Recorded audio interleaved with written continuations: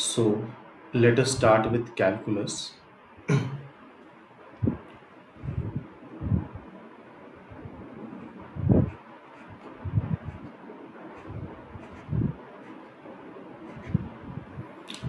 Calculus का first chapter है functions. तो इस वीडियो में हम लोग फंक्शंस को समझते हैं। और कैलकुलस में एक चीज़ ध्यान रखनी है कि एवरीथिंग इज रियल। यहाँ पे सब कुछ रियल होता है। Everything is real. कुछ भी कॉम्प्लेक्स नहीं होता है यहाँ पे। तो ये पूरा रियल वैल्यू फंक्शंस पे बेस्ड होती है। Calculus is based on real value function.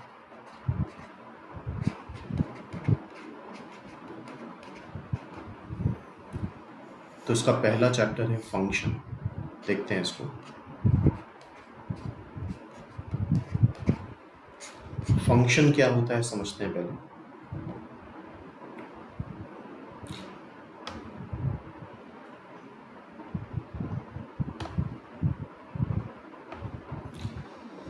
कुछ भी इस तरह से लिखा है y is equal to F X. Usually हम फंक्शन को ऐसे लिखते हैं y is equal to F X, और उसको हम बोलते हैं y as a function of x।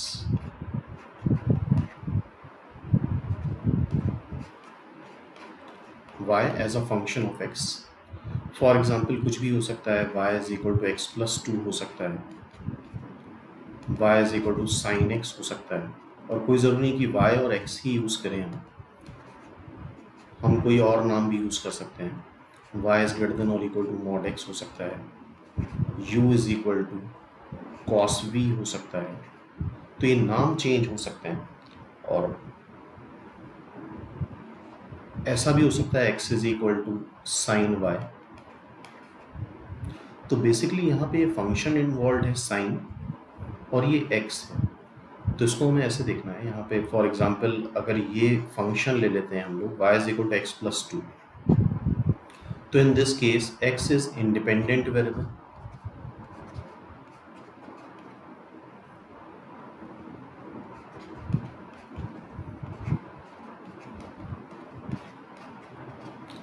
and y is known as dependent variable.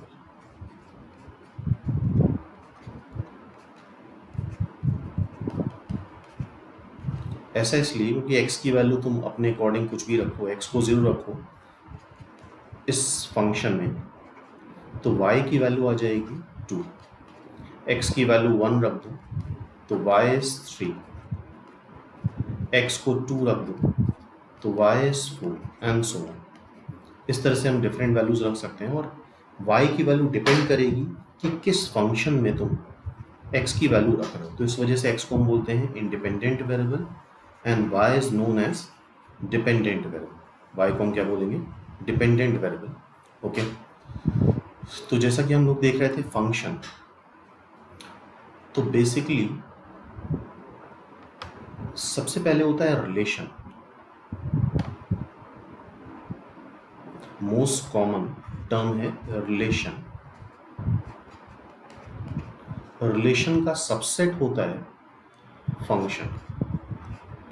Everything is a relation. सब कुछ रिलेशन है। सम रिलेशंस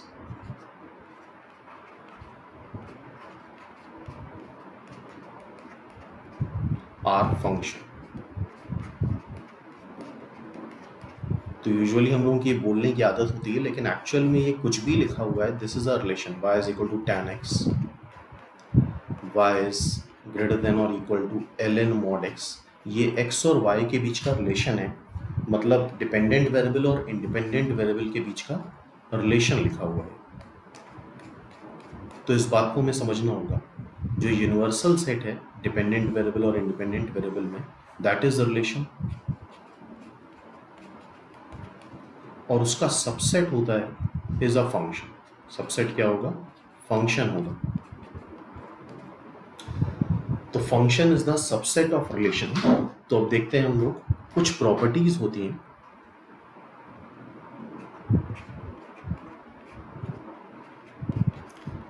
उसको अगर फॉलो करेगा रिलेशन तो वो फंक्शन होगा।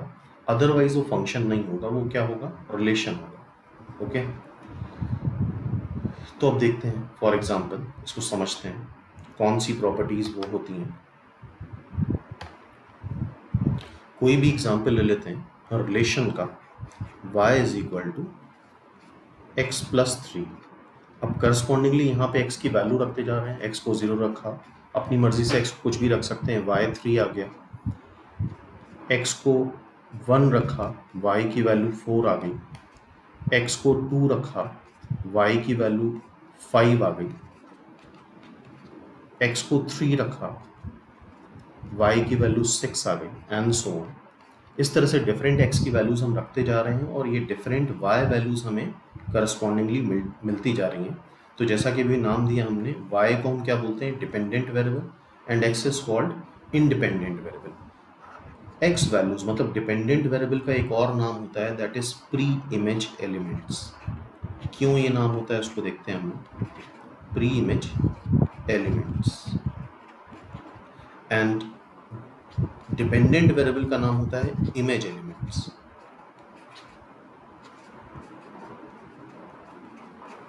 ओके, एक और नाम होता है, आगे चल के इसको डिटेल में डिस्कस करेंगे, that is domain. Set of x values को क्या बोलते हैं, domain. Set of Y values को क्या बोलते हैं, को डोमेन।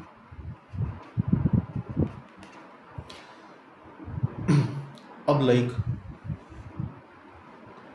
इस चीज को हमने पढ़ा है क्लास 9-10 में, वेन डायग्राम या mapping.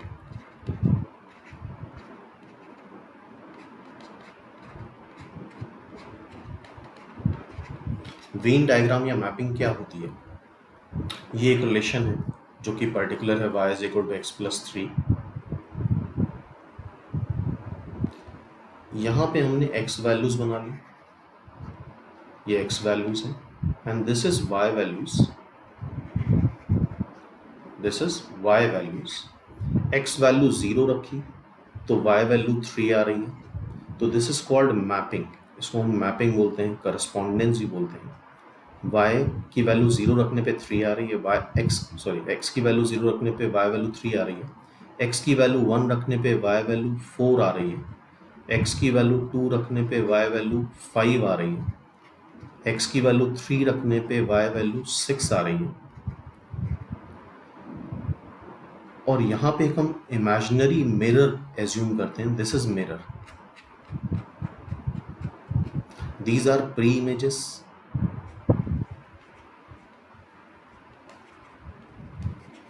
and these are images।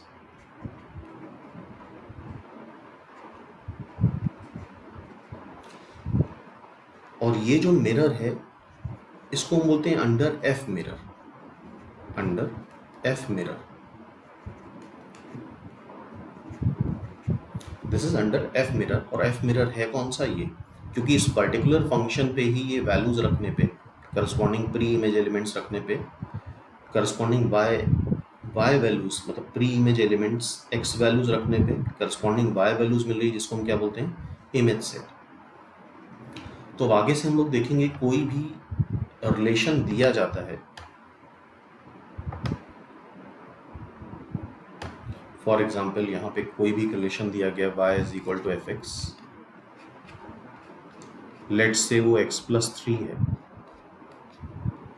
तो साथ में ये भी लिखा होता है f इज सच दैट, दो डॉट बने होते हैं, इन दो डॉट्स का मतलब होता है such that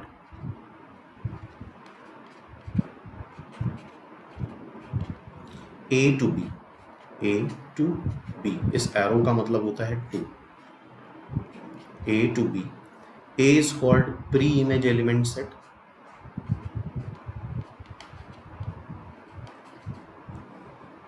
and b is called image element set।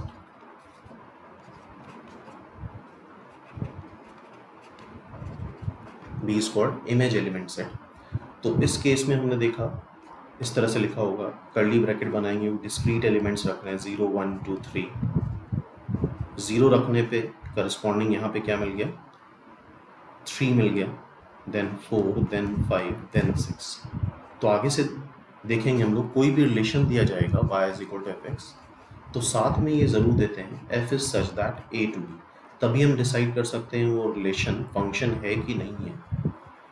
Okay, तो जैसा मैपिंग में देखा हम लोगों ने, लाइक इस ए सेट को भी देखा था हम लोगों ने, डोमेन सेट बोलते हैं, set of x values. B set is known as codomain set.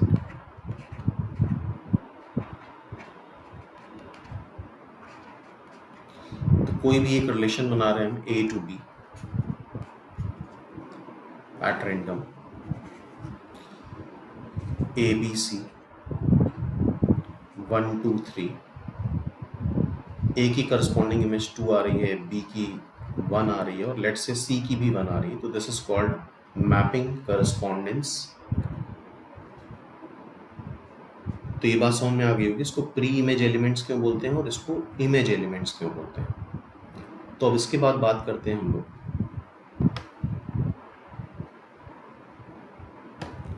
कौन से फंक्शन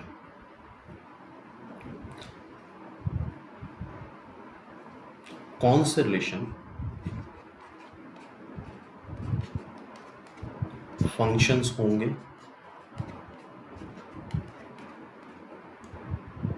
और कौन से रिलेशन फंक्शन नहीं होंगे। तो जैसा कि हमने देखा, ये प्री इमेज हो गई ए बी सी, ये 1 2 3, ये इसकी इमेजेस आ गई। तो इसको हम फॉर एग्जांपल ऐसे समझते हैं प्रैक्टिकली कि एक मिरर लगा है। मिरर क्या होता है, रिलेशन होता है जिसमें हम एक्स वैल्यूज इंडिपेंडेंट वेरिएबल्स रखते हैं, और उस रिलेशन में रखने के बाद डिपेंडेंट वैल्यूज हमें मिलती हैं।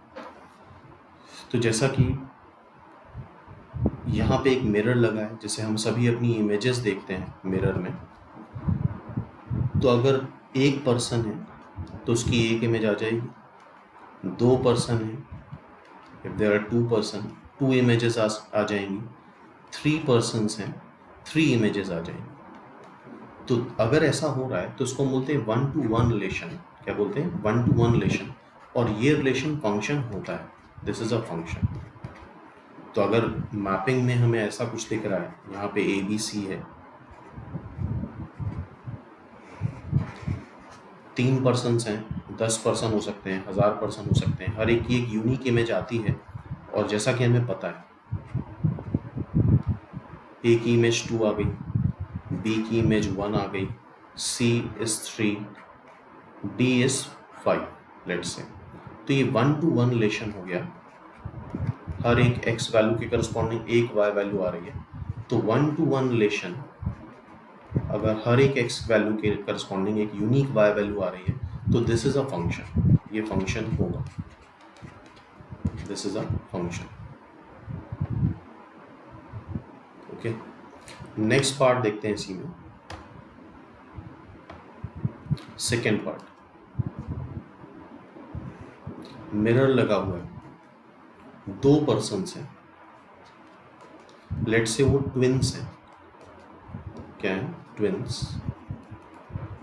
तो उनकी सेम इमेज आ सकती है। अच्छा, प्रैक्टिकली मिरर में नहीं होता है, लेकिन मैथमेटिकली इसको हम ऐसे समझ सकते हैं, 2 मतलब ट्विन्स हैं तो उनकी सेम इमेज आ सकती है। अच्छा, वर्ल्ड में कई लोग भी रिजेंबल कर सकते हैं, 3 लोग भी देखने में एक जैसे लग सकते हैं, 4 लोग भी देखने में एक जैसे लग सकते हैं। तो ऐसा हो सकता है, कई डिफरेंट लोगों की सेम इमेज आ सकती है, कई डिफरेंट एक्स वैल्यूज़ के लिए सेम वाई वैल्यूज़ आ सकती हैं। तो ऐसे केस में भी ये रिलेशन फंक्शन होता है, दिस इज अ फंक्शन।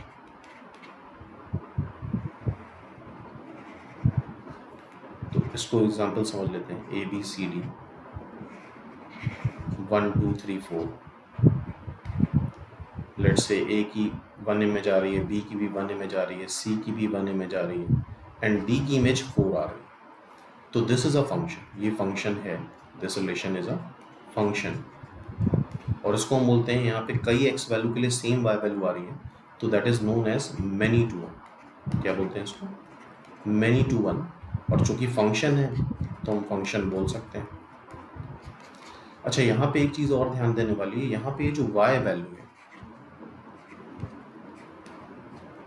इसके करस्पॉन्डिंग कोई एक्स वैल्यू नहीं आ रहा है, तो ये पॉसिबल है फंक्शन में वाई वैल्यूज छूट सकती हैं, एक्स वैल्यूज नहीं छूटनी चाहिए, ये पॉसिबल होगा। वाई वैल्यूज छूटती हैं तो छूटने दो, एक्स वैल्यूज नहीं छूट सकती। नेक्स्ट थर्ड,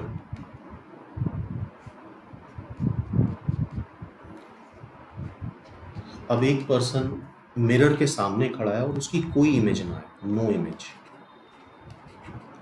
तो ये पॉसिबल नहीं है, दिस इज नॉट पॉसिबल, गलत है, this is not a function, not a function, ये फंक्शन नहीं होगा, this is not a function, ये फंक्शन नहीं होगा। मतलब कोई पर्सन अगर इमेज के सामने खड़ा है, ऑब्वियसली वो रियल है, क्योंकि पूरी कैलकुलस बेस्ड है रियल वैल्यू फंक्शन में, कॉम्प्लेक्स नंबर पे नहीं। हाँ ऑब्वियसली अगर एक घोस्ट होगा तो हो सकता है इसकी इमेज ना है, लेकिन घोस्ट आर इमेजिनरी, कॉम्प्लेक्स, और कॉम्प्लेक्स नंबर कैलकुलस में डिस्कस नहीं करे जाते, कैलकुलस में एवरीथिंग इज रियल। तो इस वजह से अगर किसी एक्स वैल्यू के करस्पॉन्डिंग कोई वाई वैल्यू नहीं आ रही तो this is not a function. Means अगर ऐसा हो रहा है ए बी सी डी 1 2 3 4, ए की इमेज 2 आ गई, बी की इमेज 1 आ गई, सी की इमेज फिर से 2 आ गई लेट से, और डी खाली रह गया, इसकी कोई इमेज नहीं आ रही, तो this is not a function, ये फंक्शन नहीं है, this is not a function, ये बात ध्यान रखनी है। तो क्लियर हो गया। नेक्स्ट पार्ट फोर्थ, एक पर्सन मिरर के सामने खड़ा हुआ है और उसकी 2 इमेजेस आ गई, तो ये पॉसिबल नहीं है, नॉट पॉसिबल। मतलब इन केस ऑफ फंक्शन ये रिलेशन हो सकता है लेकिन फंक्शन नहीं है, तो नॉट अ फंक्शन, ये फंक्शन नहीं होगा। For example A B C 1 2 3, A की 1 इमेज आई, बी की 2 इमेज आई, तो ऐसा नहीं पॉसिबल है। हाँ इनकी इमेजेस होना ज़रूरी होता है, बी की 1 इमेज आ रही है और सी की 3 इमेज आ रही है, तो this is not a function. अच्छा रिलेशन में भी ये ज़रूरी है कि कोई एक्स रखे और वाई वैल्यू आए, मतलब ये रिलेशन भी नहीं होगा, एक्स वैल्यू रखी और वाई वैल्यू नहीं आई तो नॉट अ रिलेशन, ये रिलेशन भी नहीं है, एक्स वैल्यू रखने पे वाई वैल्यू आनी चाहिए। इसको हम ऐसे समझ सकते हैं,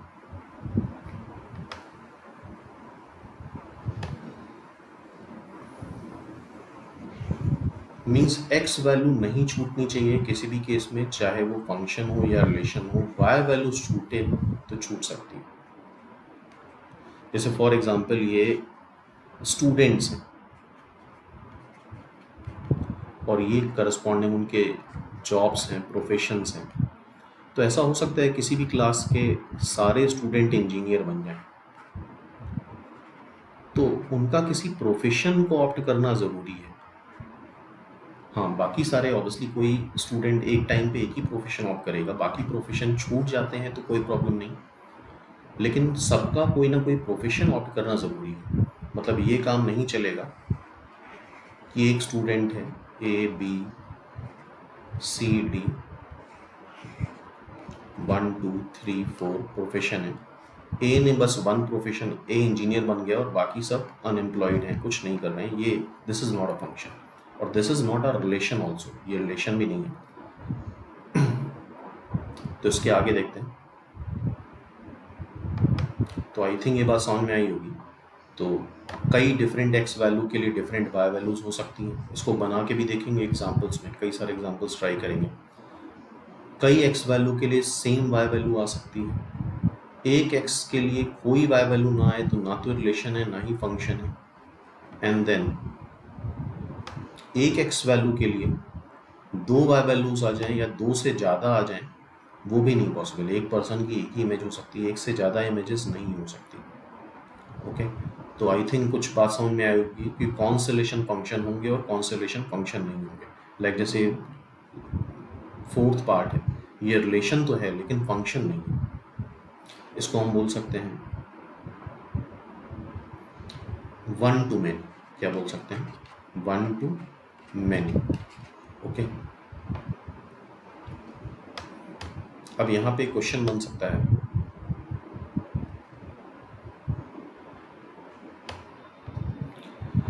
सपोज कर लो एक रिलेशन दे रखा है y is equal to F X, f is such that a to b, f is such that a to b, a में x वैल्यूज हैं और b में y वैल्यूज हैं, number of elements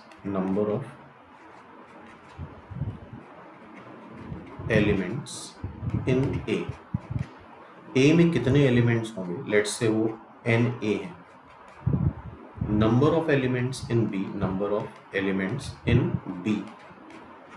let's say वो n b है।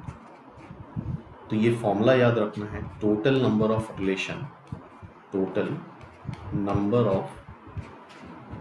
Relations from a to b is 2 to the power na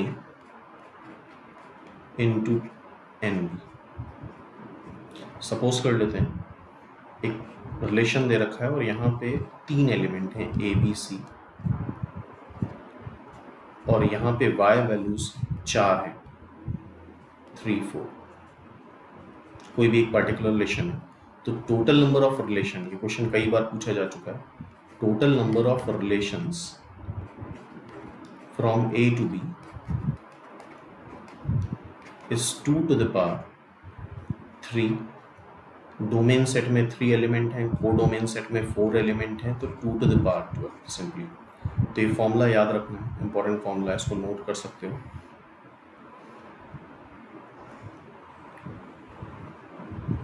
okay, और I think अब ये बात समझ में आ गई है कि कौन से रिलेशन फंक्शन होंगे और कौन से रिलेशन फंक्शन नहीं होंगे। तो इसी केस में अगर हम बात करें a to b, f is such that a to b, total number of functions कितने बन गए, टोटल नंबर ऑफ फंक्शंस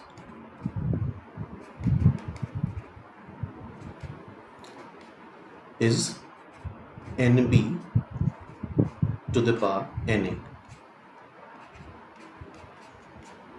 इसको परमिटेशन कॉम्बिनेशन मल्टीप्लिकेशन प्रिंसिपल समझा जा सकता है। यहाँ पे कुछ एलिमेंट है 1 2 3 4, यहाँ पे ए बी सी डी कुछ एलिमेंट्स हैं ई। तो देखो 1 के लिए कितनी चॉइस है, A B C D E, 5 choice है। सेकेंड के लिए फिर इमेज के लिए 5 चॉइस है। थर्ड के लिए 3 के लिए इमेज के लिए 5 चॉइस है। फोर्थ के लिए इमेज के लिए 5 चॉइस है। तो this is 5 to the power 4। इस तरह से फॉर्मूला निकाल सकते हैं na to the power nb। अब इस एग्जाम्पल में अगर हमें टोटल नंबर ऑफ फंक्शंस बताने थे तो nb कितना था 4, nb था 4, और na कितना है, a सेट में कितने एलिमेंट हैं 3, 4 क्यूब। तो ये फंक्शंस हो गए फ्रॉम a to b। अच्छा, अगर इसमें एक क्वेश्चन ऐसा भी बन जाता है सेम एग्जाम्पल में, नंबर ऑफ रिलेशंस बताने हैं which are not function,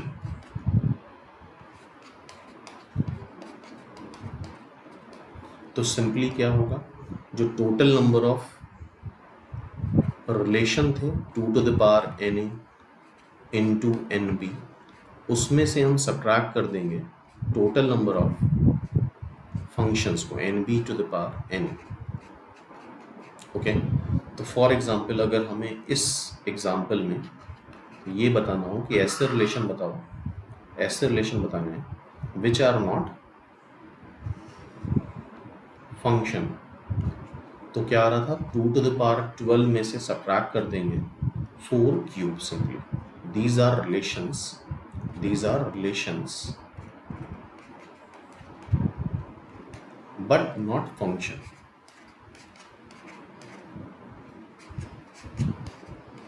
तो आई थिंक अब ये बात समझ में आएगी कि रिलेशन क्या होते हैं, फंक्शंस क्या होते हैं। तो ये फॉर्मूले याद होने चाहिए।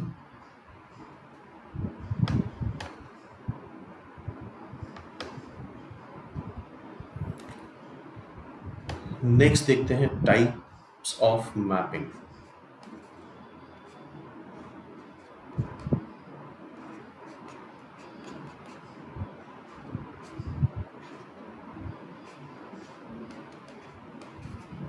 मैपिंग को हम करस्पॉन्डेंस ही बोलते हैं।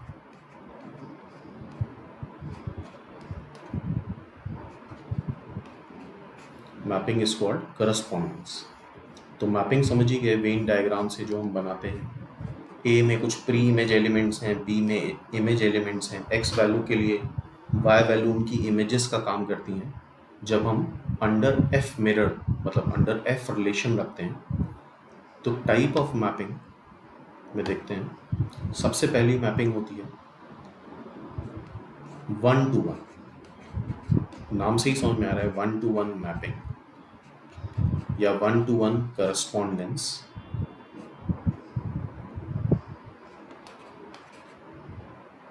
One-to-one mapping. Let y is equal to fx. F is such that a to b. a में x वैल्यूज हैं, b में y वैल्यूज हैं। हर एक x वैल्यू के लिए एक यूनिक y वैल्यू आनी चाहिए। Let y is equal to fx. F is such that a to b is 1-1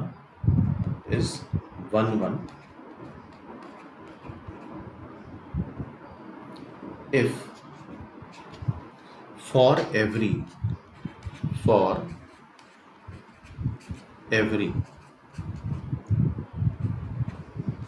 element in set A, set A में क्या होता है, x वैल्यूज होती हैं, has its unique image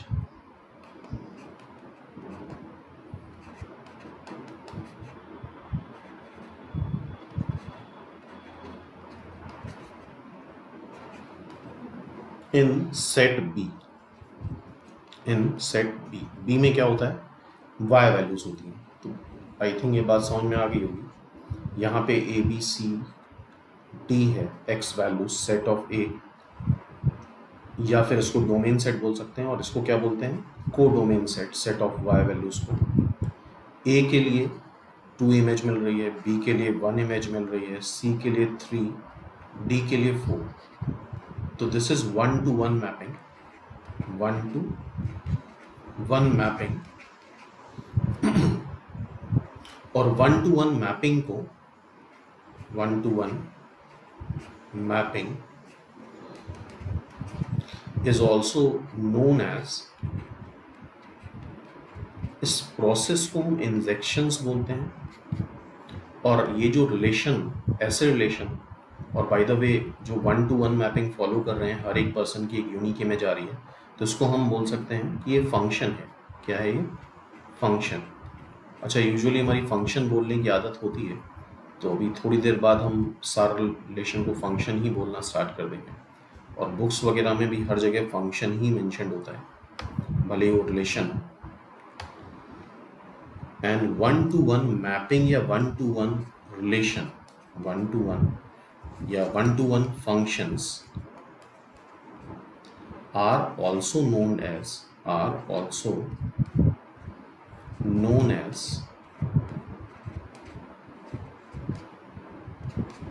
injective function। क्या बोलते हैं, इंजेक्टिव फंक्शंस। हर एक x वैल्यू के लिए y वैल्यू मिले, सिंगल y वैल्यू मिले।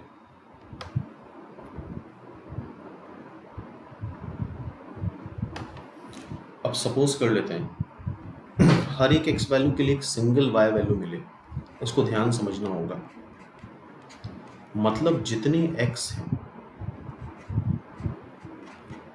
उतनी y वैल्यूज तो होनी चाहिए। इसको हम फॉर एग्जांपल ऐसे समझ सकते हैं, ये पर्सन है और ये चेयर्स हैं। हर एक पर्सन एक यूनिक चेयर पे बैठेगा, एक के ऊपर एक कोई नहीं बैठ सकता। तो जितने पर्सन्स हैं उतनी तो चेयर होनी चाहिए। मतलब ये हो सकता है कि एक हॉल में गए, वहाँ 10 पर्सन गए और वहाँ 100 चेयर्स हैं, तो एक चेयर में ऑब्वियसली हर कोई बैठ सकता है, 1-to-1 रिलेशन बन जाएगा। लेकिन अगर 100 पर्सन गए और चेयर हैं 10, तो 1-to-1 रिलेशन नहीं पॉसिबल है। तो इस केस में number of person, number of x values कम हो, नंबर ऑफ चेयर से चल जाएगा, नंबर ऑफ एक्स वैल्यूज बराबर हो चेयर के चल जाएगा, 10 पर्सन है और 10 चेयर है चल जाएगा, 10 पर्सन 10 चेयर पे जाके बैठ सकते हैं। ओके, तो नंबर ऑफ इंजेक्टिव फंक्शन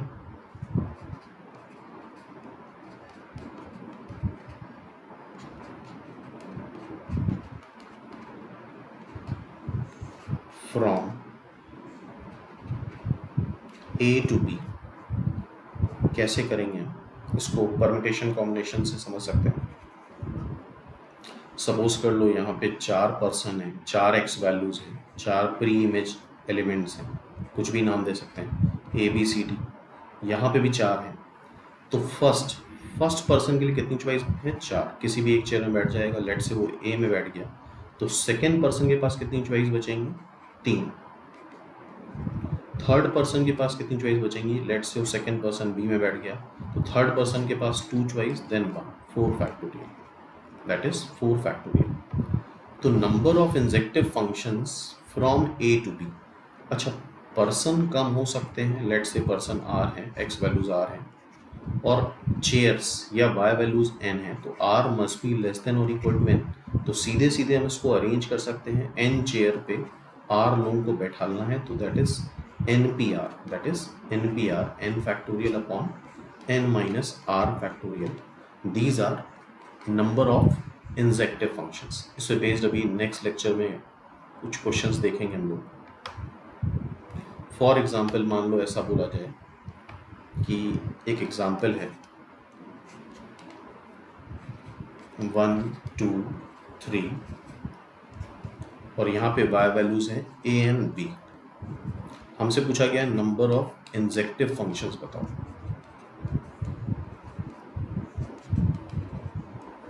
तो ध्यान से ऑब्जर्व करो, पर्सन कितने हैं?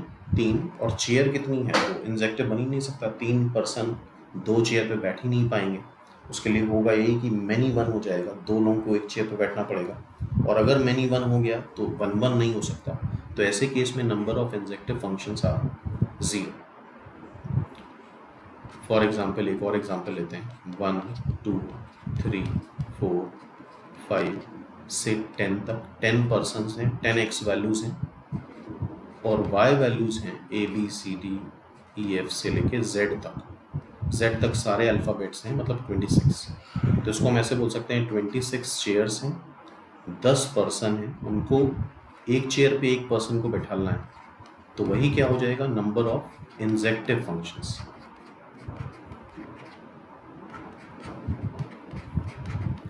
And number of injective functions is simply NPR, 26P10 is the answer. तो आई थिंक ये थोड़ा बहुत समझ में आया होगा कि 1-1 फंक्शंस क्या होते हैं। तो वेन डायग्राम से तो मैपिंग से तो समझ में आ ही जाता है कि एक इमेज मिल रही है तो किस तरह से हम 1-1 देखते हैं, लेकिन यूजुअली मैपिंग तो नहीं दी जाती है। हमें कोई भी एक फंक्शन दे दिया जाएगा y is equal to fx, f is such that a to b, A और B values discrete values given होंगी, कंटिन्यूस इंटरवल हो सकता है, फंक्शन कुछ साइन एक्स हो सकता है। तो हमें खुद देखना होगा इसमें कि ये 1-1 होगा कि नहीं होगा। तो उसके कुछ रूल्स हैं, देखते हैं। पहला रूल, सबसे पहले हम बात करते हैं even functions. What are even functions?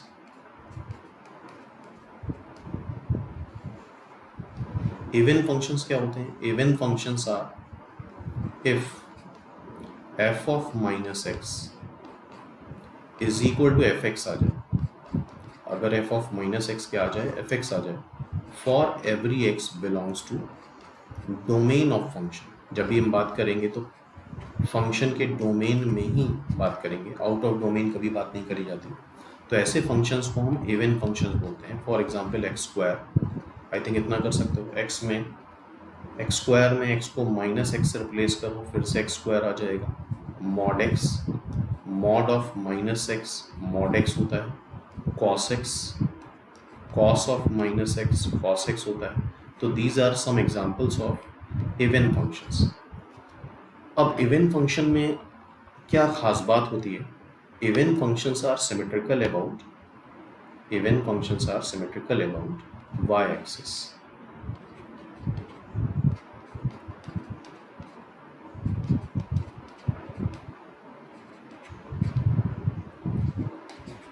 Symmetrical about y-axis. इसका मतलब क्या हुआ? इसका मतलब ये हुआ, फॉर एग्जाम्पल कोई भी एक रैंडम ग्राफ बना लेते हैं। अगर कोई इवन फंक्शन है और वाई एक्सिस के राइट में उसका ग्राफ ऐसा है, तो वाई एक्सिस के लेफ्ट में भी उसका graph as a mirror image मिल जाएगा। तो मतलब सिर्फ हम राइट में बना लें तो लेफ्ट में सेम ग्राफ मिल जाएगा।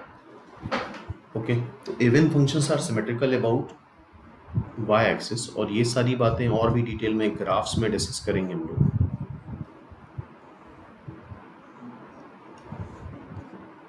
जैसे for example y is equal to X square का ग्राफ कुछ ऐसा बनता है। ये बेसिक ग्राफ तो पता ही होने चाहिए। This is y is equal to X square, this is y is equal to mod x। Mod x का ग्राफ कुछ ऐसा बनेगा।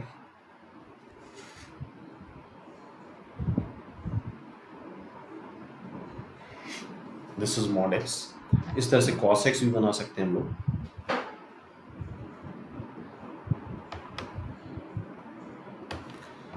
तो जैसा कि हमने देखा कि f ऑफ माइनस एक्स अगर एफ एक्स आ रहा है,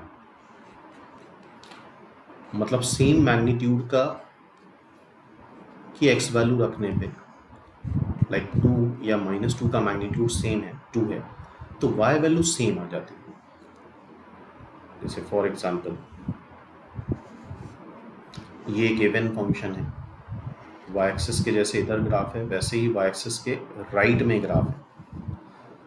तो देखो ये सारी y वैल्यू मान लो ये 2 है, y इज इक्वल टू 2, तो ये इस x के लिए भी वही y वैल्यू आएगी, इस x के लिए भी y वैल्यू वही आएगी, इस x के लिए भी y वैल्यू 2 आ रही है, और इस x के लिए भी y वैल्यू 2 आ रही है। और ये तो क्लियरली यहाँ से दिख रहा है कि जो -2 रखने पे y वैल्यू आ रही है वही +2 रखने पे y वैल्यू आ रही है। It means even functions are never 1 in their standard domain. तो ध्यान रखना, अगर कभी तुमने इवन फंक्शंस चेक कर लिया, इवन फंक्शंस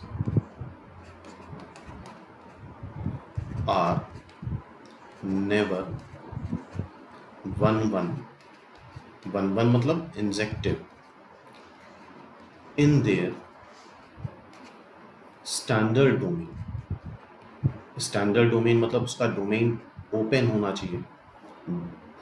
स्टैंडर्ड डोमेन को हम इनपुट बोलते हैं, मतलब जैसा इनपुट दोगे वैसा ही आउटपुट आएगा। अगर इनपुट रिस्ट्रिक्ट करेंगे तो आउटपुट भी रिस्ट्रिक्ट होगा। जैसी पढ़ाई करोगे वैसा रिजल्ट आएगा। तो x values are called input and y values are called output. जैसा इनपुट देंगे वैसा ही करस्पॉन्डिंग हमें आउटपुट मिलेगा। ओके, अब देखेंगे हम आगे, जैसे कि एग्जामिनर इनपुट को रिस्ट्रिक्ट कर सकता है। वो बोल सकता है कि हाँ, वो अपने मन से इनपुट की वैल्यू रिस्ट्रिक्ट कर सकता है, कम रख सकता है, ज़्यादा रख सकता है, लेकिन स्टैंडर्ड डोमेन से ज़्यादा नहीं रख सकता। y is equal to X square एक फंक्शन है, जैसा कि हमने डिस्कस करा, साथ में ये चीज़ ज़रूर दी जाती है, f is such that r to r, f is such that domain set and codomain set. इसको क्या बोलते हैं? Pre image element set. इसको क्या बोलते हैं? Image element set. इसको हम बोलते हैं इनपुट। इसको क्या बोलते हैं? Output. This is also known as independent variable, this is known as dependent variable. तो कई सारे नाम देखे हम लोगों ने। तो y is equal to X square में आगे से भी काफ़ी सारे एग्जाम्पल देखेंगे, तो हम देखेंगे डोमेन पे पहले ध्यान देंगे। को डोमेन उतना इंपॉर्टेंट नहीं होता है, लेकिन उतना इंपॉर्टेंट नहीं होता। डोमेन पे हमें ध्यान देना होता है कि उसने इनपुट x वैल्यू कितनी अलाउड करी है। तो जैसा कि यहाँ पे दिख रहा है, ऑल रियल नंबर, मतलब -∞ से +∞, सारी x वैल्यूज हम इस केस में रख सकते हैं। तो ठीक है, तो सिंपली हम ग्राफ से देख लेते हैं। बेसिक ग्राफ एक्स स्क्वायर का तो याद हो ही गया, ये है। और जो भी ग्राफ टर्न करेगा, any curve which turns can never B 1 1, कभी भी 1 1 नहीं हो सकता। क्योंकि कोई भी ग्राफ अगर टर्न करता है तो अपनी y वैल्यू से रिपीट करता है, तभी वो टर्न कर सकता है। और बाय द वे यहाँ पे देख ही रहो, 2 रखो तो 4 आया, 2 रखने पे 4 आएगा, और -2 रखने पे भी 4 आएगा। और देख रहे हो कोई भी लाइन y = k लाइन खींच रहे हैं तो हमेशा तो 2x वैल्यू के लिए आ रही है, मतलब x1 के लिए और -x1 के लिए। 2x वैल्यू के लिए अगर सेम y वैल्यू आ गई, 2x वैल्यू के लिए अगर सेम y वैल्यू आ गई तो that is known as that can never be injective. तो इस केस में ये इंजेक्टिव नहीं होगा, नॉट इंजेक्टिव। इस केस में ये इंजेक्टिव नहीं होगा। लेकिन हाँ, जैसा कि हमने बताया, एग्जामिनर चाहेगा तो डोमेन रिस्ट्रिक्ट कर सकता है। कैसे? फॉर एग्जाम्पल इसी केस में देखते हैं, y = x²। उसने दिया y = x², ये एक रिलेशन है या बोल सकते हैं फंक्शन है, और डोमेन अब रिस्ट्रिक्ट कर दिया r+। मतलब सिर्फ अब ये बोल रहा है कि सिर्फ पॉजिटिव वैल्यूज रखो। क्या रखो? सिर्फ पॉजिटिव वैल्यू रखो, 0 से इन्फिनिटी। तो यहाँ पे डोमेन रिस्ट्रिक्ट हो गया। तो अगर सिर्फ पॉजिटिव वैल्यू रखेंगे तो ये तो x नेगेटिव होता है, ये x पॉजिटिव होता है, तो हमें ग्राफ इतना ही मिलेगा। और देख रहे हो ये स्ट्रिक्टली इंक्रीज कर रहा है, हर बार हर एक x वैल्यू के लिए y वैल्यू डिफरेंट मिल रही है, हर बार उससे ज़्यादा मिल रही है। तो अब इस केस में ये इंजेक्टिव हो गया, नाउ इट इज इंजेक्टिव।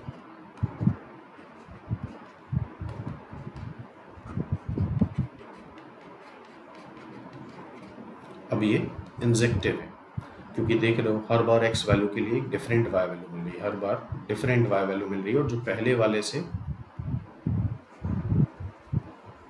ज़्यादा है। ओके, तो इन चीज़ों को और डिटेल में भी क्वेश्चंस में देखेंगे हम लोग, कई सारे वैरायटी ऑफ क्वेश्चंस बनते हैं इसमें। तो मोटे तौर पे समझ में आ गया कि डोमेन काफ़ी इंपॉर्टेंट होता है। डोमेन में रिस्ट्रिक्शन एग्जामिनर चाहे तो कर सकता है, लेकिन अगर डोमेन ओपन है, मतलब रियल नंबर से बड़ा तो कोई सेट नहीं होता। फॉर एग्जाम्पल एक एग्जाम्पल लेते हैं ऐसे random, e⁻x² minus e⁻−x² upon e⁻x² plus e⁻−x² plus sin mod x। Okay, और साथ में दे रखा है f is such that R/R। अभी चूंकि डोमेन नहीं पढ़ा है उतना डिटेल में, तो फिलहाल ये समझो कि ऑल रियल नंबर दे दिया डोमेन उसने, मतलब उसमें अब कुछ रिस्ट्रिक्ट कर ही नहीं सकता, बिकॉज इससे बड़ा इंटरवल कोई होता ही नहीं है, सबसे बड़ा इंटरवल उसने दे दिया। हाँ, यहीं पे ये होता r+ होता, तो हमें सोचना पड़ता है कहीं उसने डोमेन रिस्ट्रिक्ट तो नहीं कर दिया। तो डोमेन रिस्ट्रिक्ट नहीं करा है, ये स्टैंडर्ड डोमेन है। सिंपली हम चेक कर लेते हैं कहीं ये इवन फंक्शन तो नहीं है। तो e⁻−x² तुम्हें पता है x² ही आएगा, फिर e⁻- ऑलरेडी लगा है -x² upon e⁻−x² plus e⁻−(-x², cos of -x, sin of mod of -x। अब इसको पूरा सॉल्व करोगे तो -x² जो आता है वो x² आता है, तो ये पूरा पहला जो पार्ट है वो सेम आ जाएगा।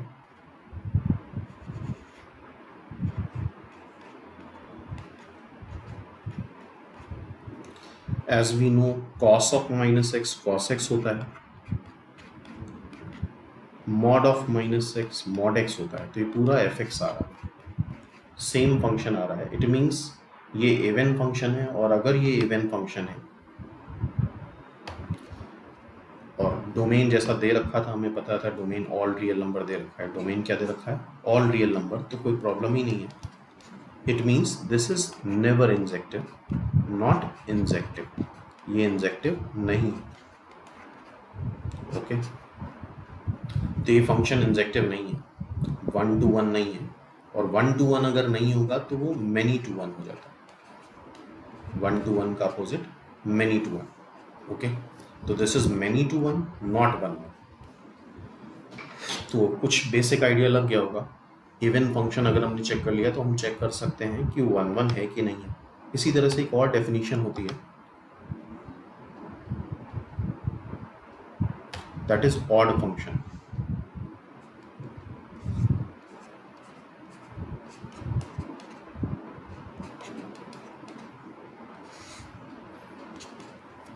if f of minus x is equal to minus fx for every x, this symbol is for every x belongs to domain of function। df से क्या लिखा जाता है, डोमेन। ये सिंबल है फॉर एवरी का, फॉर एवरी, और ये सिंबल है बिलोंग्स का। ओके, ऑड फंक्शन क्या होते हैं, एफ ऑफ माइनस एक्स, अगर एफ एक्स आ गया, माइनस एफ एक्स आ गया तो दैट इज ऑड फंक्शन। तो काफी सिंपल है। For example x cube minus of x cube करेंगे तो क्या आएगा, माइनस एक्स क्यूब आएगा। 1 बाय एक्स, 1 बाय एक्स में माइनस साइन, माइनस एक्स से प्लेस करोगे तो माइनस बाहर आ जाएगा, sine x ten x. Okay, तो ये कुछ एग्जाम्पल हैं, बेसिक एग्जाम्पल हैं ऑड फंक्शंस के। अब ऑड फंक्शन के बारे में हमें बेसिकली अभी ये देखना है, क्या ये इंजेक्टिव होते हैं कि नहीं होते हैं। तो ऑड फंक्शन के ग्राफ में खास बात ये होती है कि ऑड फंक्शंस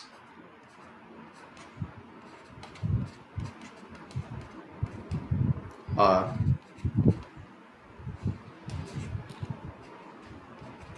symmetrical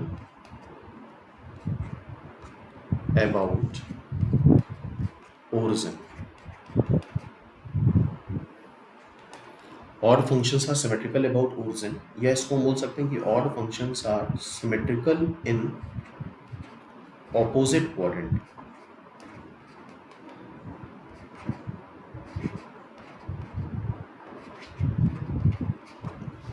इसका मतलब क्या हुआ, इसका मतलब ये हुआ कि लेट से कोई ऑड फंक्शन है और उसका ग्राफ फर्स्ट क्वाड्रेंट में कुछ ऐसा बन रहा, तो उसका ग्राफ थर्ड क्वाड्रेंट में भी ऐसा ही बनेगा, तो that is known as symmetrical about origin. Origin के अबाउट सिमेट्री है, और इसको हम ऐसे ही बोल सकते हैं कि ओरिजिन के अबाउट सिमेट्रिकल या सिमेट्रिकल इन अपोजिट क्वाड्रेंट। जैसा फर्स्ट क्वाड्रेंट में है वैसा थर्ड क्वाड्रेंट में है, या जैसा सेकेंड क्वाड्रेंट में है, लेट से मान लो उसका ग्राफ कुछ ऐसे है सेकेंड क्वाड्रेंट में, तो वैसा ही ग्राफ तुम्हारा कहाँ बन जाएगा, फोर्थ क्वाड्रेंट में। तो this is known as symmetrical about origin या सिमेट्री इन अपोजिट क्वाड्रेंट।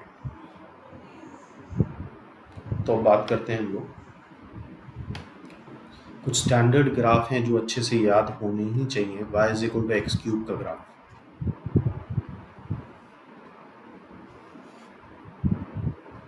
ये स्ट्रिक्टली इंक्रीजिंग है, और ग्राफ वाइज देखो तो जैसा फर्स्ट में है वैसा थर्ड में है, और हर बार देखो एक्स वैल्यू के लिए जो भी y वैल्यूज आ रही हैं वो हर बार पहले से ज़्यादा आ रही है, तो ये 1 1 होगा, इंजेक्टिव होगा।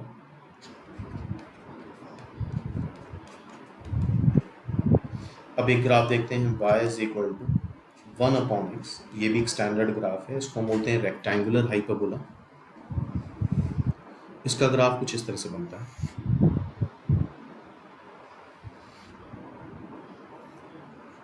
और ये भी देखेंगे x की वैल्यू जैसे जैसे बढ़ाएंगे तो y वैल्यू घटती जाएगी। देखो फॉर एग्जांपल x को 1 रखो y 1 आया, x को 2 रखो y 2 आया, x को 3 रखो y 1/3 आया, सॉरी 2 रखने पे 1/2 आया, 3 रखने पे 1/3 आया। तो ये स्ट्रिक्टली डिक्रीज कर रहा है, क्या कर रहा है, स्ट्रिक्टली डिक्रीज कर रहा है। डिक्रीजिंग में भी क्या होगा, हर बार पहले से छोटी वैल्यू आएगी, तो दिस इज ऑल्सो इंजेक्टिव। ये क्या हो जाएगा, इंजेक्टिव। अब एक ग्राफ और देखते हैं, वो भी बड़ा कॉमन ग्राफ है जो याद होना चाहिए, that is y is equal to sine x.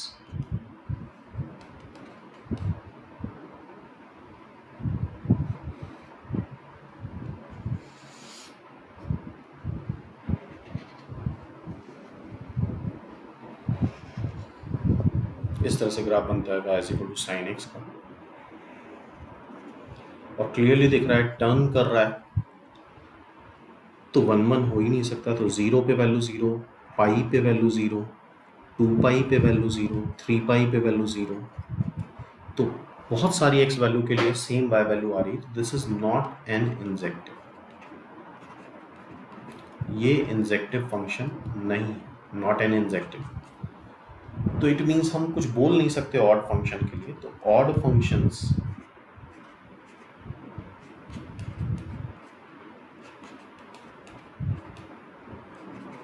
may or may not be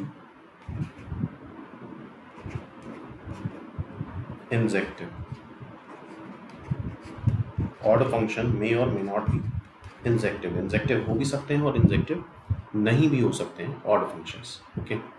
लेकिन यहीं पे अगर थोड़ा सा चेंज करें, जैसे अभी इस बात को आगे पूरा डिटेल में देखेंगे, ये पीरियोडिक फंक्शन भी है। देखो सेम शेप 2 पाई तक जितना शेप आ रहा है वो सेम शेप फिर से रिपीट होता है। तो periodic functions are also not injective because periodic में शेप रिपीट होता है, और कोई भी फंक्शन अगर पीरियोडिक है तो 1 नहीं हो सकता। लेकिन इसी में थोड़ा सा चेंज करते हैं, y is equal to sine X. अच्छा, ये वैल्यू आती है π/2, पीक वैल्यू साइन π/2 1 होता है, सबको पता है। साइन माइनस π/2 -1 होता है, साइन π/2 साइन π/2 1 आता है, एंड साइन माइनस π/2 -1 आता है।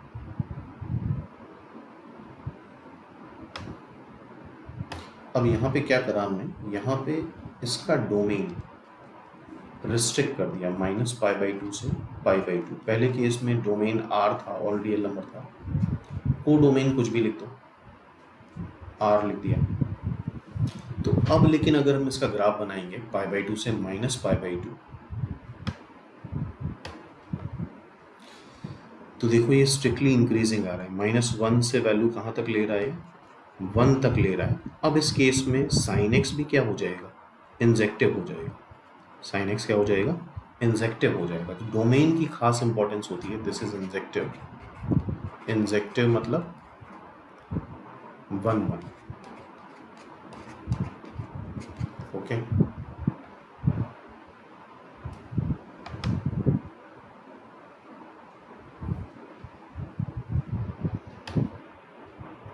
अब हम थर्ड पॉइंट बात कर रहे हैं, स्ट्रिक्टली इंक्रीजिंग फंक्शन की।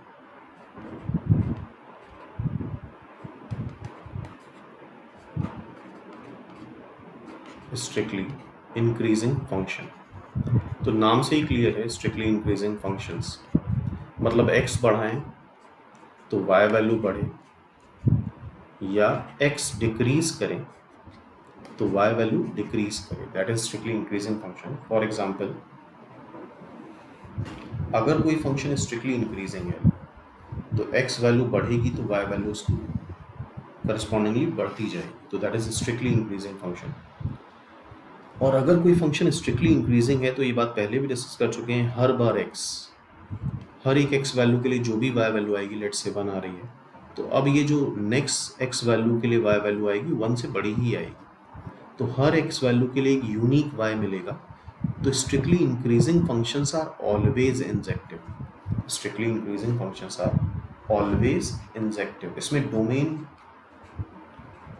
का भी कोई खास इंपॉर्टेंस नहीं है, क्योंकि कोई भी पर्टिकुलर इंटरवल ले लें, अगर कोई भी फंक्शन स्ट्रिक्टली इंक्रीजिंग है, कोई भी फंक्शन स्ट्रिक्टली इंक्रीज कर रहा है शुरू से लेकर आखिरी तक, तो अगर कोई पर्टिकुलर इंटरवल भी ले लिया जाए तो उसमें भी वो स्ट्रिक्टली इंक्रीजिंग होगा। तो यहाँ पे डोमेन से भी फर्क नहीं पड़ता। तो स्ट्रिक्टली इंक्रीजिंग फंक्शन अगर हमने ऑब्जर्व कर लिया तो दैट इज ऑलवेज इंजेक्टिव। और स्ट्रिक्टली इंक्रीजिंग फंक्शन पता कैसे चलेगा, सिंपली उसका डिफरेंशिएशन निकालो, अगर वो पॉजिटिव आ जाए for every x belongs to R to its domain, तो फंक्शन स्ट्रिक्टली इंक्रीजिंग हो जाएगा। तो स्ट्रिक्टली इंक्रीजिंग में हमें डोमेन भी नहीं देखना, डोमेन में कुछ भी रिस्ट्रिक्शन करा जाए वो 1 ही होगा, इंजेक्टिव ही होगा। फॉर एग्जांपल, एक बड़ा कॉमन एग्जांपल है, अक्सर पूछा जाता है, खास बात इस क्वेश्चन की ये होती है कि कोफिशिएंट्स फर्क नहीं पड़ता है, यहाँ बीच में प्लस साइन होने चाहिए और सारी ऑड पार्ट्स आए।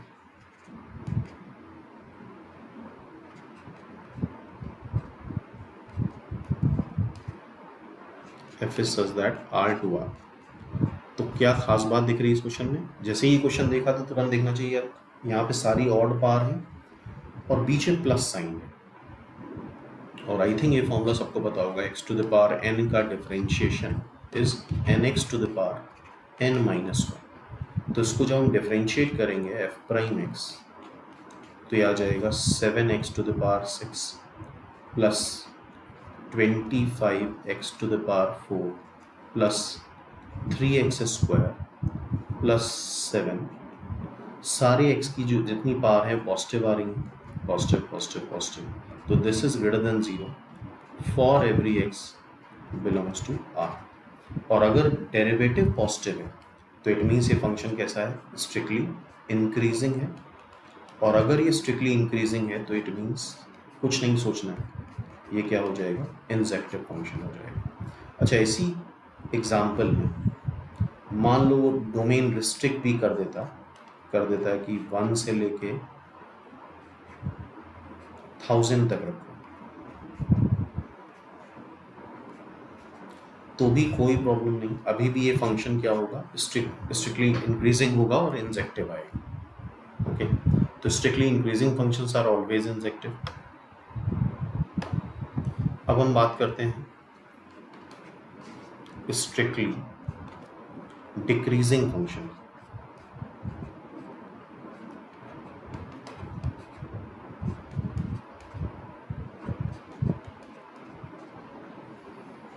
स्ट्रिक्टली डिक्रीजिंग फंक्शंस नाम से ही क्लियर है, x बढ़ाओगे तो y डिक्रीज करेगा, या फिर x पीछे जाएंगे तो y वैल्यू बढ़ेगी।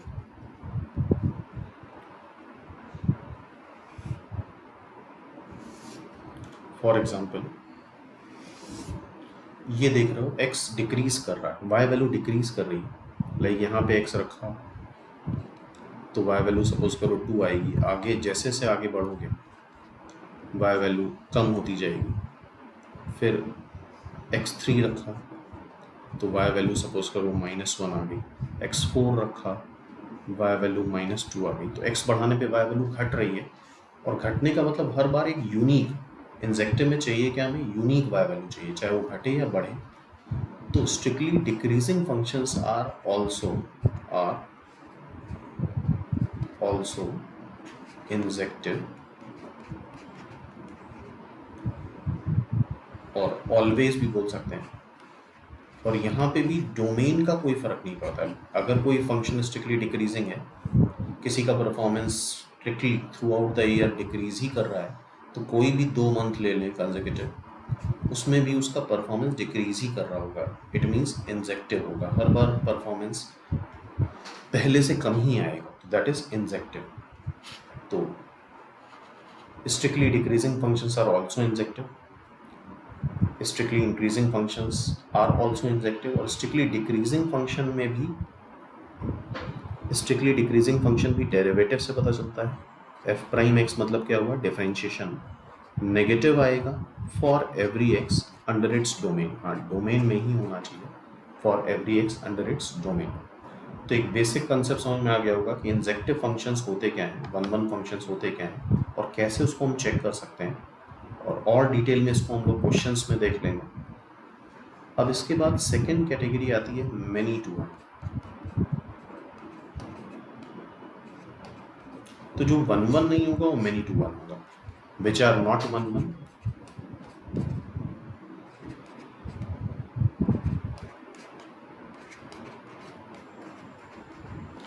Are many to one. तो अगर हमने चेक कर लिया, 1-1 चेक करना दिखाई चुके हैं आपको, तो अगर 1-1 नहीं है तो मेनी वन हो जाता है। मेनी वन नाम से ही क्लियर है, मेनी वन मतलब कई एक्स के लिए सेम वाई वैल्यू।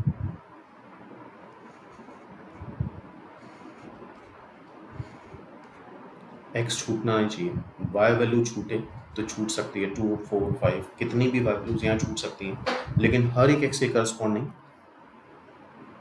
हर एक एक्स के करस्पॉन्डिंग वाई वैल्यूज का होना जरूरी है। तो मैनी वन समझ में आ गया। तो 1 1 जब नहीं होगा तो मैनी वन हो जाएगा। देन सी 1 to many,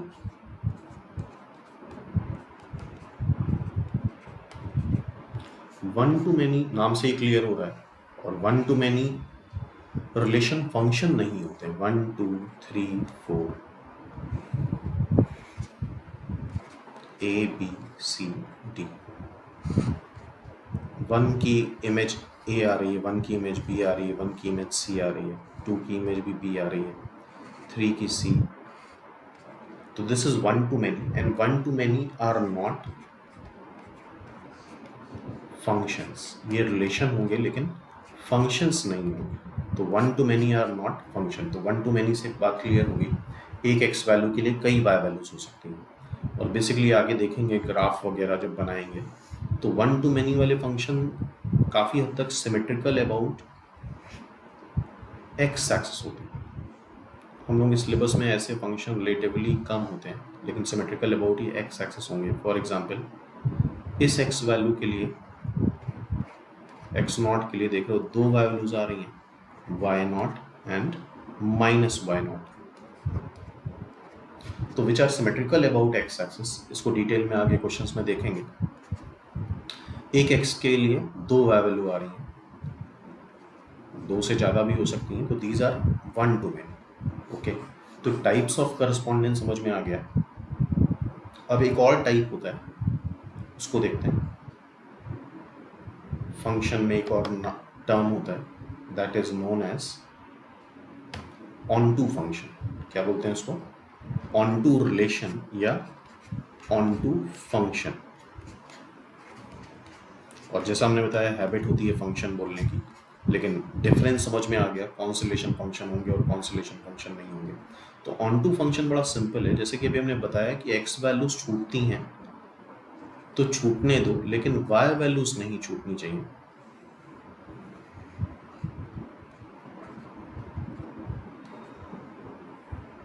जैसे कि मान लो ए की 1 इमेज आई, बी की भी 1 आ गई, सी की 2 आ गई, डी की 3 आ गई, 4 छूट गया। 4 जो ये वाई वैल्यू है ये छूट गई, इसके करस्पॉन्डिंग कोई भी एक्स वैल्यू नहीं आ रही। तो this is not onto. This is not onto. अगर वाई वैल्यू छूट जाएगी तो ऑन टू नहीं होगा।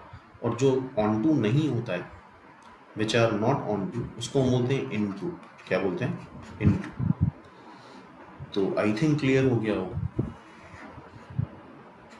A B C D 1 2 3 Y values अगर नहीं छूटी तो दैट इज ऑन टू। यहाँ पे कोई वाई वैल्यू नहीं छूट रही, हर एक y value corresponding x value आ रही, तो दिस इज ऑन टू। ये ऑन टू है। अब कैसे चेक करते हैं ऑन टू कौन सा फंक्शन होगा और कौन सा नहीं होगा? तो इसको थोड़ा सा डिटेल में देखते हैं हम लोग।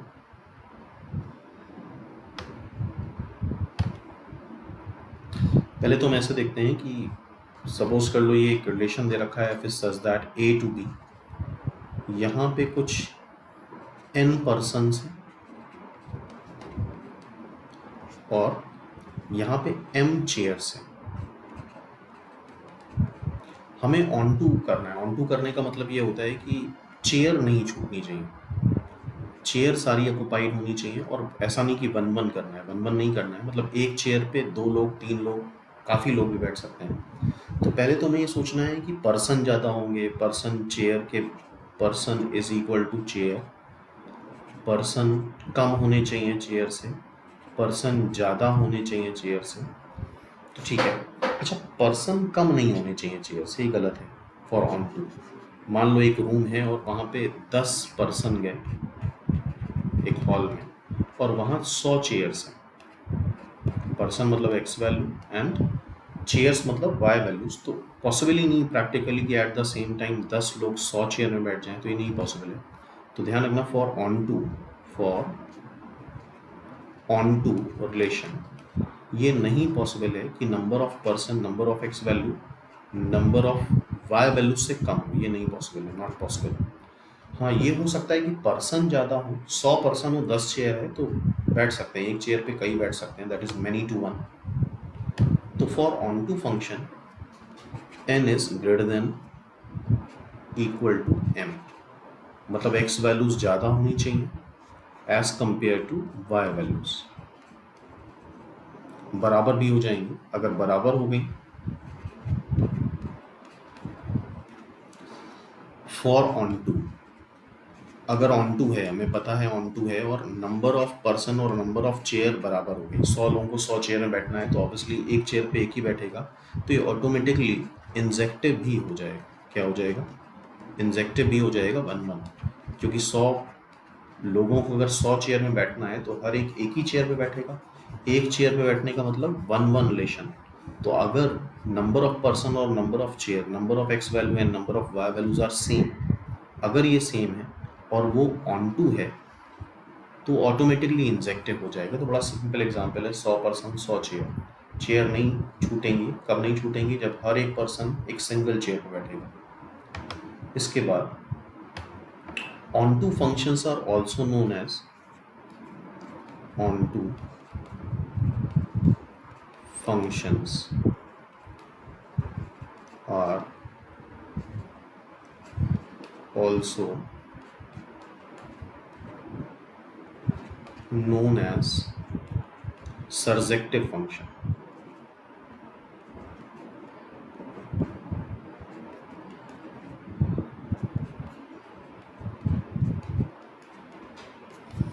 Are also known as surjective function, ये नाम याद रखना है।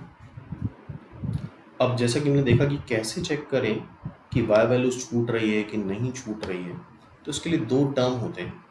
एक तो अभी हमने बताया f is such that a to b में a is domain set and b is codomain set. Initially देखा कोडोमेन मतलब y वैल्यूज छूटती है तो छूटने दो, x वैल्यूज नहीं छूटनी चाहिए। तो यहाँ पे दो डेफिनेशन होती है, एक होती है range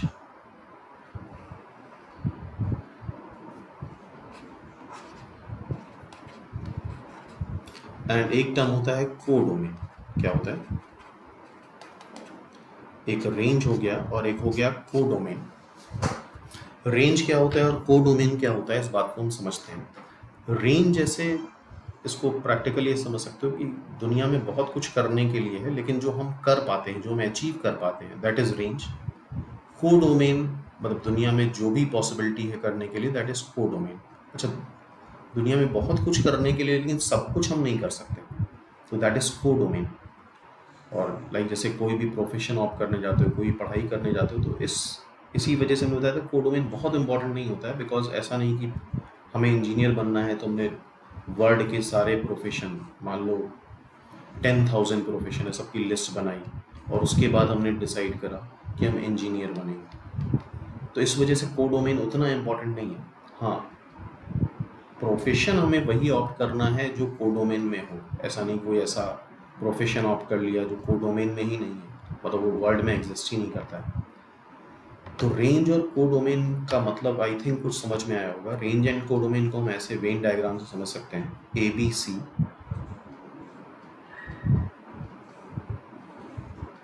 this is 1 2 3 4। A image ले रहा है 1 की, B इमेज ले रहा है 1 की, C इमेज ले रहा है 2 की, D इमेज ले रहा है 4 की। तो देखो रेंज हो गया 1, कौन कौन सी इमेजेस ले रहा है, 2 4, and codomain what is written on right side, कितने भी एलिमेंट्स लिखे हों। तो आई थिंक बात समझ में आ गई होगी। रेंज इज इक्वल, रेंज क्या होती है और कोडोमेन क्या होती है। और range is always subset of codomain. इस केस में देखो 3 छूट रहा है, 3 छूट रहा है, इट मीन्स ये इनटू होगा, मतलब ऑन टू नहीं होगा क्योंकि कोई वैल्यू नहीं छूटनी चाहिए। और for onto function, for onto function कोई भी वैल्यूज नहीं छूटनी चाहिए। 1 2 3, A के लिए 1 इमेज, B के लिए 2 इमेज, C के लिए 3 इमेज, D के लिए फिर से 1 इमेज। तो इस केस में range is equal to codomain.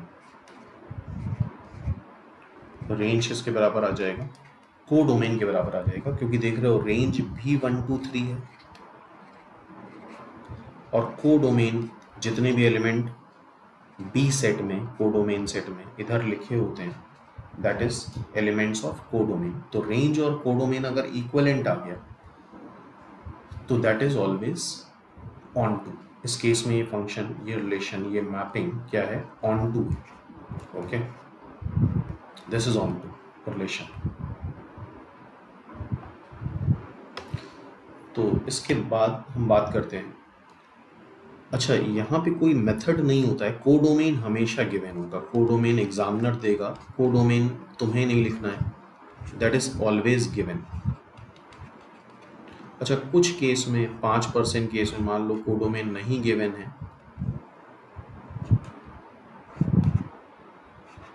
कई बार एग्जामिनर जानबूझ के डेटा मिस कर देता है, तो ऐसे केस में तुम कोडोमेन ऑल रियल नंबर ले सकते हो, लेकिन गिवन होगी, कोडोमेन गिवन होगी, इसको कैलकुलेट नहीं किया जा सकता, वो एग्जामिनर देता है। और रेंज हम कैलकुलेट करते हैं, वी कैन कैलकुलेट,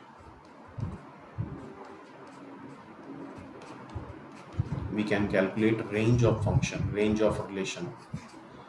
रेंज हमने कैलकुलेट कर ली, आ गई हमारे पास, लेट से वो सेट आ गया, कुछ डी सेट आ गया, आर सेट आ गया।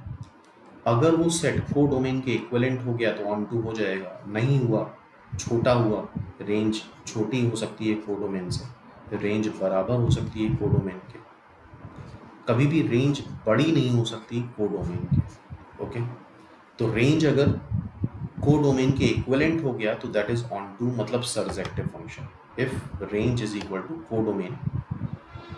और रेंज कैलकुलेट कैसे करते हैं आगे के लेक्चर्स में देखेंगे। If range is equal to codomain,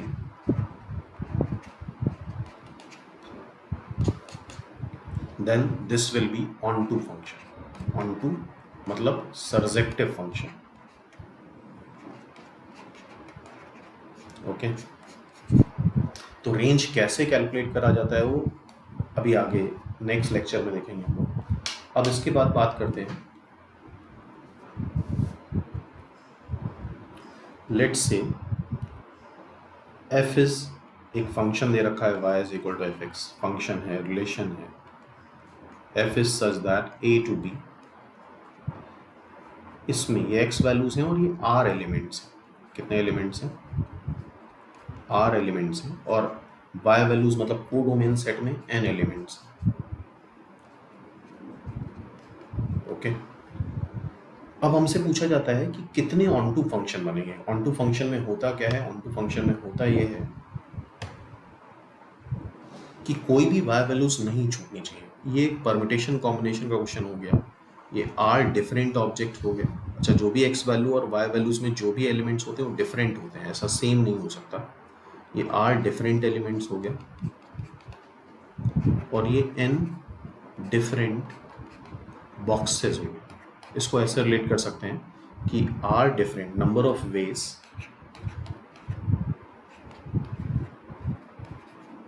to put r different balls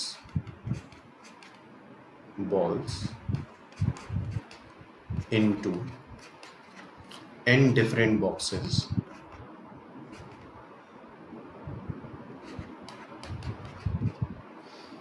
no box remains empty।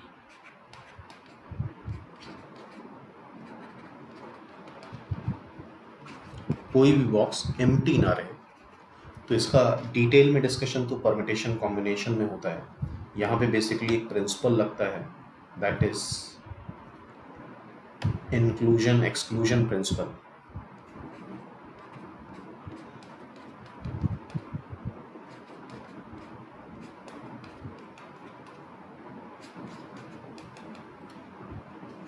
तो ये डिटेल में परम्यूटेशन कॉम्बिनेशन की चीज़ होगी कि आर डिफरेंट बॉल्स हैं, आर डिफरेंट ऑब्जेक्ट्स हैं, एन डिफरेंट लोगों को देने हैं, एम डिफरेंट बॉक्सेस में रखने हैं और कोई भी बॉक्स एम्प्टी ना रहे।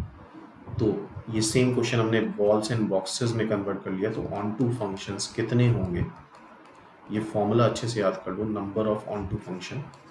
और ये क्वेश्चन बहुत बार आ चुका है, सिंपली सबसे पहला टर्म आएगा n to the power r, हर एक बॉल के लिए n चॉइसेस हैं, माइनस ये इसको बोलते हैं इंक्लूजन, फिर एक्सक्लूजन होता है nc1, एक बॉक्स को सेलेक्ट करा, उसमें बॉल्स नहीं डाली और बाकी सारे n-1 में सारी बॉल्स रख दी, ये एक्सक्लूड कर दिया, फिर प्लस nc2, दो बॉक्स सेलेक्ट करे और उनमें बॉल्स नहीं डाली, हर एक बॉल के लिए n-2 चॉइस दे दी, फिर माइनस nc3, तीन बॉक्स सेलेक्ट करे उनमें बॉल्स नहीं डाली, सारी बॉल्स रेस्ट n-3 में डाल दी, एंड सो ऑन, जब तक ये ख़त्म ना हो जाए तब तक तुम ऐड सब्ट्रैक्ट करते जाओगे। This method is known as principle of inclusion and exclusion, n-4 to the power r and so on.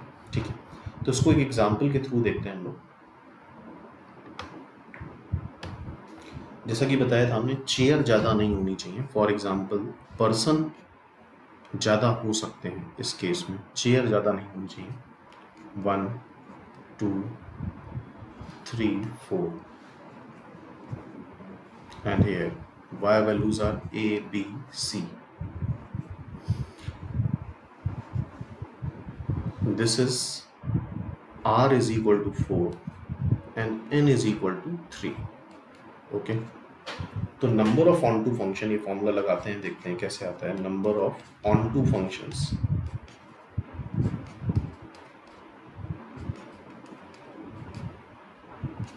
n to the power r मतलब 3 to the power 4 minus n क्या है 3c1, n-1 मतलब 2 की power r मतलब 4 plus 3c2 n क्या है 3 3 minus 2 क्या हो जाएगा 1, 3 माइनस 2 इज 1, 1 की पावर 4, 1 की पावर 4 माइनस 3c3 n-3 मतलब 3 माइनस 3 की पावर 4, r इज 4, तो एंड हो जाएगा 3c3 के आगे जाएगा नहीं। तो this is the number of onto function, और ये बहुत इंपॉर्टेंट फॉर्मूला है, बहुत बार ये क्वेश्चन आ चुका है। 3c2 इज अगेन 3, 1 की पावर 4 1 ही हो जाएगा, 3c3 इज 1, तो this is the answer, number of onto function.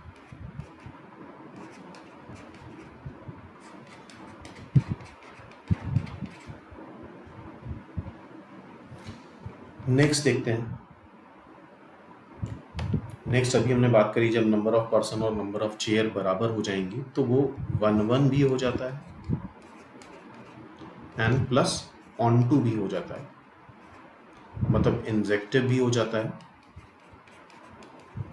Plus सरजेक्टिव भी हो जाता है।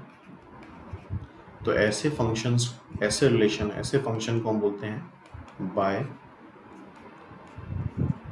Bijective function, that is known as bijective functions। और ऐसे केस में number of person, number of element in A set is equal to number of element in B set होगा। कोई भी चेयर खाली नहीं रहेगी, ऑन टू फंक्शन, हर एक चेयर पे एक ही पर्सन बैठेगा, तो 1-1, लेट से वो n है, तो ये ज़रूरी है number of element in set A is equal to number of element in set B होगा, तभी बाइजेक्टिव फंक्शन हो सकता है। Number of bijective functions, n chairs हैं और n लोगों को उस पर बैठालना है, तो that is simply n factorial. Simply क्या हो जाएगा n factorial, that is number of bijective function. तो 1-1 ऑन टू हो गया, तो आई थिंक ये टाइप्स ऑफ रिलेशन समझ में आ गया, टाइप्स ऑफ मैपिंग समझ में आ गई, basic concept of function clear होना चाहिए। अब नेक्स्ट केस में हम लोग इसी पे बेस्ड कुछ क्वेश्चंस देखेंगे, किस तरह से हम पहचानते हैं 1-1 है, ऑन टू है, एंड सो ऑन।